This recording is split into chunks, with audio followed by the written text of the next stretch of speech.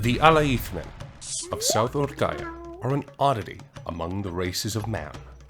The descendants of the Alayans, they were and still are weak, frail, small, and cowardly.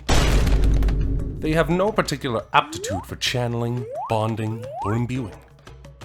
Least of all, blood driving. They have no divine gifts, no knack for man-eating, not even the protection of the God-touched. In short, it's a wonder they did not go extinct. And they would have, if it weren't for the Harkoresh. Ashorak. How and why the alliance between man and spider came to be is debatable.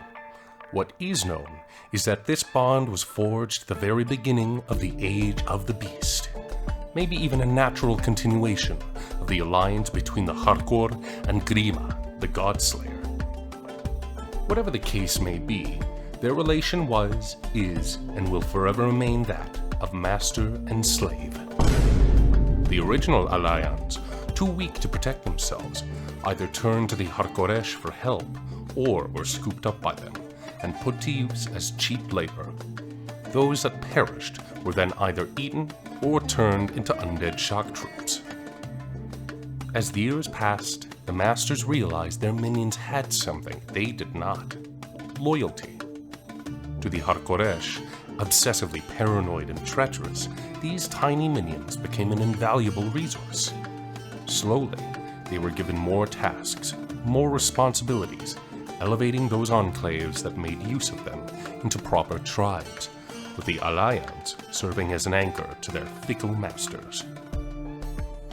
Even these ties were fragile, of course, and many tribes collapsed into themselves, despite the best efforts of man, dooming the Alayans with them.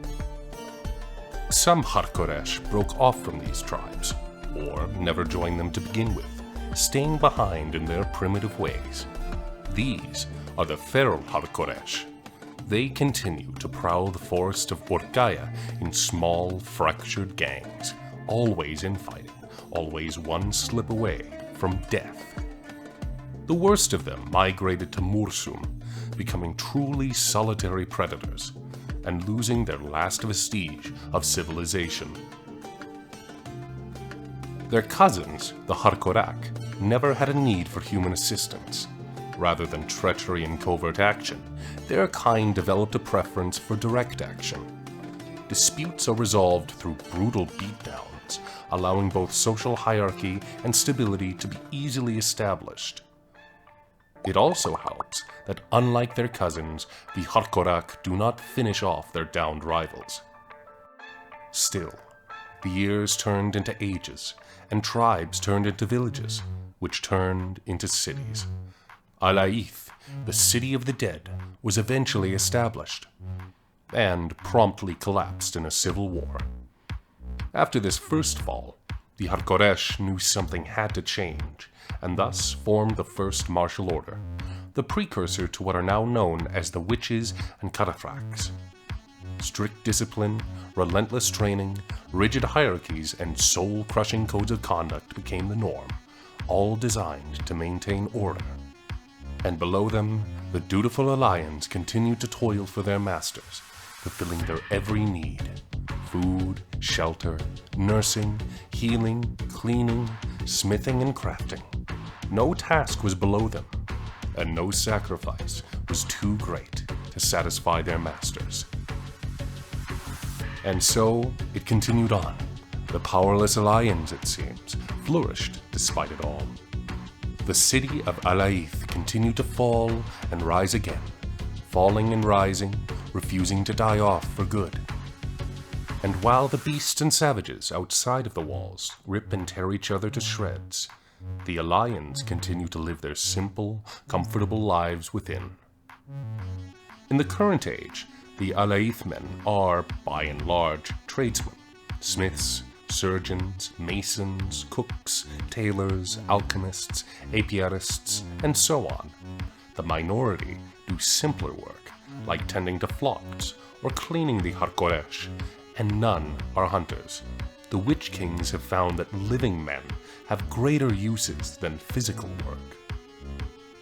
When an Alayth men's end draws near, whether it be from age or as a sentence for committing a crime, they are turned into a zombie and made to do the backbreaking, dangerous work that no man would willingly do. The men of Alayth are content with their lives and have very few ambitions, both by nature and because their culture prohibits it. The city has changed the Alayans as much as it has changed the Harkoresh, and the elders recognize their survival hinges on their continued servitude. Any whiff of rebellion is mercilessly crushed long before the masters catch wind of it. But there are always exceptions. Men gifted with abilities far beyond their peers, too outstanding to be kept down. Those blessed few are elevated to the ranks of the interwoven by the Harkoresh apiarist guilds. But that's a topic for another time.